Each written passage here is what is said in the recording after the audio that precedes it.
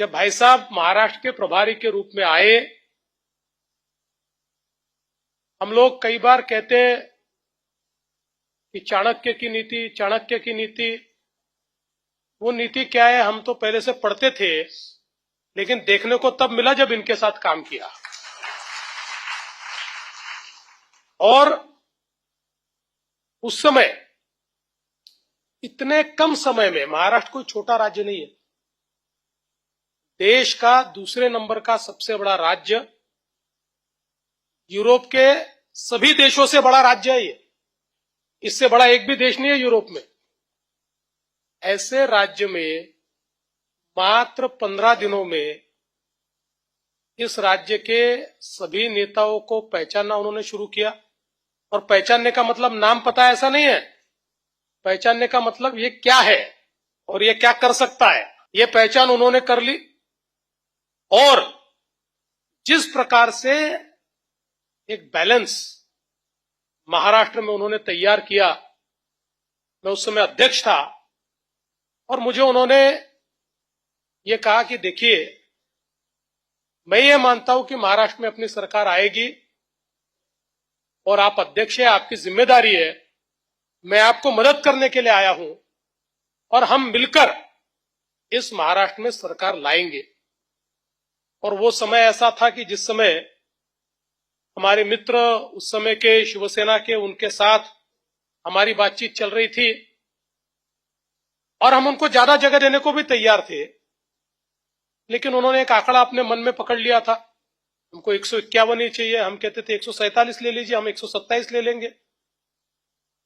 और ऐसे समय जब यह ध्यान में आया तो दृढ़ता के साथ भाई साहब ने अमित भाई से बात की, किस प्रकार से तो नहीं चल पाएगा। अमित भाई ने प्रधानमंत्री जी से बात की और फिर यह तय हुआ कि अगर 147 और 127 ये फॉर्मूला होता ना बचे हुए हमारे छोटे दोस्तों को, तो अब अलायंस होगा, नहीं तो नहीं होगा। ये जब तय हुआ तो भाई साहब जानते हैं, केवल भाई साहब, मैं और अमित भाई, तीन ही लोग कॉन्फिडेंट, प्रधानमंत्री जी तो थे ही, तीन ही लोग कॉन्फिडेंट थे कि हम लड़ सकते हैं। बाकी पार्टी में कोई कॉन्फिडेंट नहीं था। सब लोग ये मानते थे कि क्या फैसला आप लोग कर रहे हैं। भाई साहब ने मुझे कहा चिंता मत करो, फैसला करना है और अपन चुनकर आएंगे। ये इनका विश्वास था कि जिस विश्वास के कारण हमने शिवसेना को अल्टीमेटम दिया। हमने कहा अगर 147 पर आप लड़ना चाहते हो, हम आपके साथ हैं, साथ में लड़ेंगे, हम 127 लड़ेंगे, हम दोनों के अच्छे चुनकर आएंगे, 200 से ज्यादा लोग चुनकर आएंगे, आपका मुख्यमंत्री बनेगा, हमारा उप मुख्यमंत्री बनेगा। पर शायद विधि का विधान ये भी था कि मुझे मुख्यमंत्री बनना था, इसलिए उन्होंने कहा नहीं, हमारे युवराज ने घोषणा की 151 की, एक सीट कम नहीं करेंगे।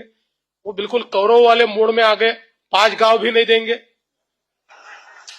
उन्होंने कहा 5 गांव नहीं देंगे तो श्री कृष्ण है हमारे पास, हम भी लड़ाई लड़ लेंगे।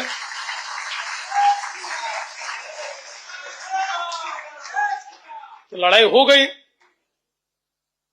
और मुझे अभी भी याद है कि जिस प्रकार से, मैं तो प्रचार में था, मेरे लिए तो पूरा राज्य घूमकर सभाएं करना, सारी चीजें करना, पीछे में एक बैकबोन की तरह उस समय एक और भाई साहब और दूसरी ओर अमित भाई, ये दोनों बैठे हुए थे।